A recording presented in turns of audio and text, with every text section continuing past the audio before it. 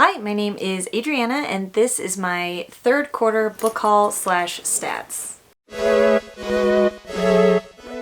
Alright, so for my book haul, I will start with the books I got for free, one of which I got from the publisher, Macmillan Celadon Books. I don't know, I receive a couple physical ARCs from Celadon Books every once in a while. This one is The Fury by Alex Michaelides. I have never read any of his books, but I've obviously heard a lot about like The Patient and what was the other one he did that was like a dark academia-ish one? I can't remember. But I've heard like mixed things about like some of his books. But yeah, I think I will definitely try to pick this up at some point. It gives me very much like Glass Onion vibes. I think it's like taking place on an ex-movie star's private island. So rich person island, they bring all their friends to the island, someone gets murdered. So very much like gives me Glass Onion vibes. And I really loved Glass Onion. So again, never read Alex Michaelides, so I don't know if I will like his writing style or not, but I like the premise. And I like kind of the evil eye thing we got going on the front cover with like a little face in the middle. I don't know if it's showing up, but there's like a little partial profile in the middle of that. So I don't know. I'll probably try to check it out at some point. Oh, it's also got... The wind was fierce that night. The night of the murder. It was... We got some interactive sound things going on. The other book I got for free is actually an ebook. I got it during the Stuff Your Kindle sale that Amazon does. So this is actually the only book I've purchased from Amazon like this year. The 12 Hunks of Herculea. So if you can't tell from that title, it is like a romance mythology retelling with like a gender bent Hercules. I thought it sounded really fun and, you know, it was free, so I got it. So those are the two free books I got. We will move on to my last two subscription books that I will receive for the indefinite future. I had like already quit my subscription when I got these books, but these books just really kind of cinched it in for me that like, I'm done with subscription boxes unless the indispensable box from Powell's comes back. I will resubscribe to that in a frickin' heartbeat. Getting to these books that I got from Illumicrate, I received Zara, which like, it seems fine. It's very, very pretty. Like I love those edges. It just kind of feels like a lot of the Illumicrate books are getting very much like the exact same plot with the exact same tropes. This is something like magic is forbidden through the realms, we gotta bring magic back. And it just seems like a lot of the Illumicrate books are like that same kind of general premise. And I'm just getting a little bored of it. This other one I have is the Jasad Air, and maybe I should take it out of the plastic now because I decided I will be using this for kind of another project I have going on, the Reddit fantasy, this r/fantasy subreddit bingo board. I will link that video somewhere. But Jasad Air, I don't even know what it's about. Yeah, again, magic was outlawed. There's no magic. We gotta bring magic back. So it's like, the fact that these two are like the same book, just like different fonts, I'm happy to be done with Illumicrate for now. So yeah, books I bought in no particular order. I bought an audiobook version of Legendborn from Libro FM because I was not going to be able to get a hold of the audiobook version from my library in time for the Shelf This Book Club, so I went ahead and bought it. I will talk about that in a wrap-up as to whether or not that was a good idea, but whatever. That was an audiobook I hauled. Next up, we have Dead Mountain. I pre-ordered this. I either pre-ordered it or ordered it like right around when it came out. This is the fourth book in the Nora Kelly series. I had to go check. I love the Nora Kelly series. They're really fun. I whipped through them super fast. I read this in a weekend for the Squash That Series 24 and 48 round. I do have a vlog for that, so I will link that again somewhere. This was a really fun one. Again, just kind of fast, fun, easy reads. Next up, I have another pre-order, except this one I know I pre-ordered well in advance, and that is Tides of Fire by James Rowlands. This is the 16th? This is the 17th installment of the Sigma Force series. I never know where in this series we currently are. This was so fun. I love the Sigma Force series with like my entire heart and soul. James Rowlands in general is an auto-buy author for me, but like especially these Sigma Force novels, like that is take my money please, like level of just, I don't care however much it costs, I will be pre-ordering. I will be pre-ordering from Poison Pen so that I can get the little gift and the cute signing with the doodle.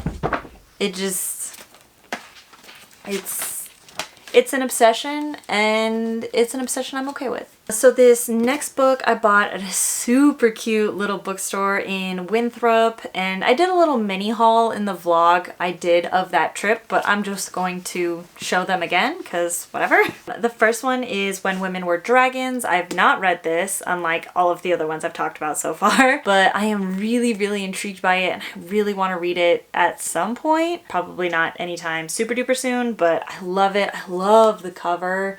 It's so cool. I can't wait to read this. I also picked up while I was there The Last Ranger. I don't know, what am I trying to say here? The cover caught my eye. It kind of reminded me of the canyon at Yellowstone, like the big fancy canyon there. It's also a signed first edition. I don't know if it's a local author or not, but I was intrigued.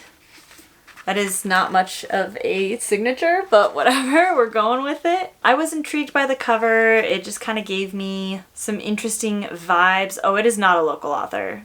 He lives in Denver, so not really local to me. But I liked the cover, and I was just intrigued. We'll see what I think.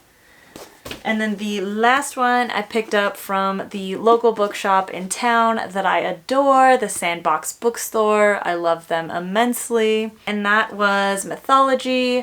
I think from all of like the Mythology pre-orders that I've done through that bookstore, I think she just kind of saw, I think a lot of people are interested in Mythology. And I don't know how many other people were also doing pre-orders, but she did bring in like Clytemnestra. She got a couple like copies of Clytemnestra to like just have at her new table. It's mostly a used bookstore, but she does have like one table of like new releases. So there must be enough interest in Mythology that she does get in some new books. And so I picked up this book from there. I think it's just kind of a general Mythology vibe. I don't know if I'll actually read through it or not, but I have it.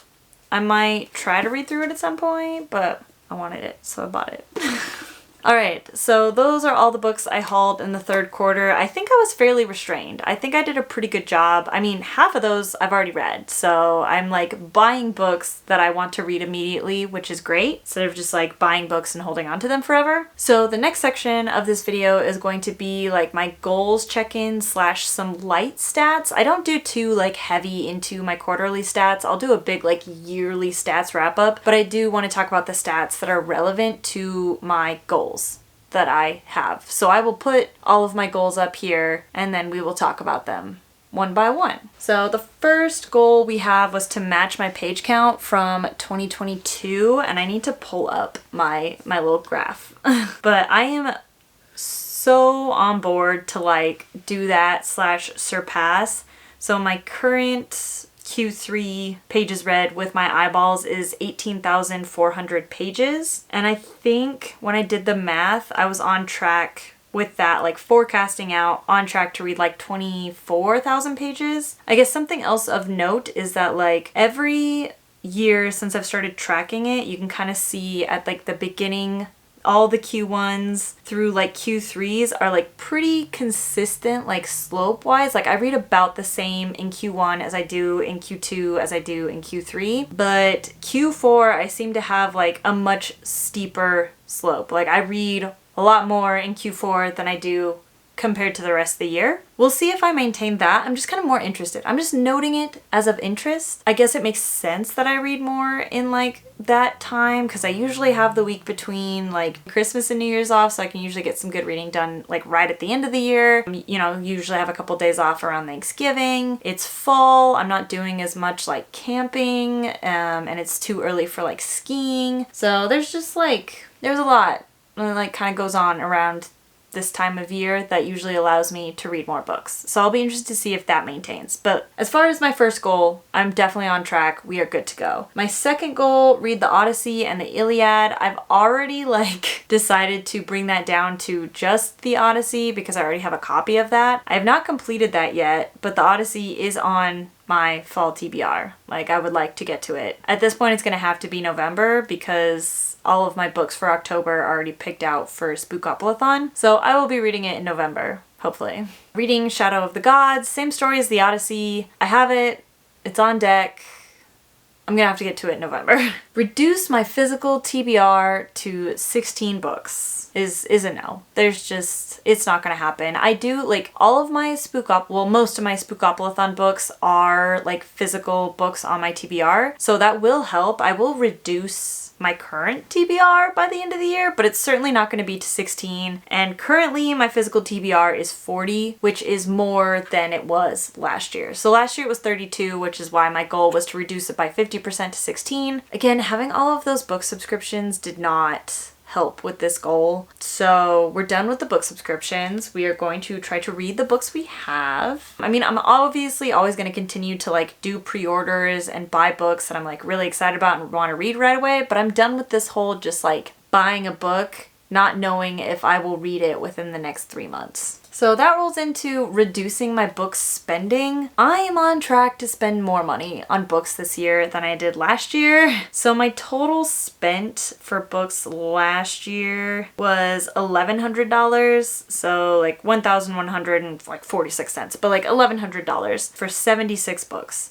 So far this year, I have bought 43 books and I have spent $1,011. So I am $90 away from surpassing last year, and I've bought like 60, or I guess like 70% of the books I bought last year. So I'm obviously buying a lot more new releases. Like I said, those book subscriptions don't help. I've just bought some very expensive books this year versus last year. I think I was buying a lot more used books. So we're doing our best. We are not going to reach this goal. It's not going to happen. My last goal though, keeping NetGalley above 75%, I'm currently at 76%. And like I've been doing a pretty good job of like bouncing around that 75% number. So I'm feeling pretty good that by the end of the year, I will continue to be above 75%. Next year we can look at upping that, but for now, 75% feels, or I guess I'm currently at 76%, and that feels great. Are my goals going particularly well? Not really. But like, I'm having a good time, so that's all that matters, right? Let me know if you have read any of the books that I have hauled. Let me know how you are doing with your book goals as we roll into the last quarter of the year. And thanks so much for watching, and I will catch you on the next video.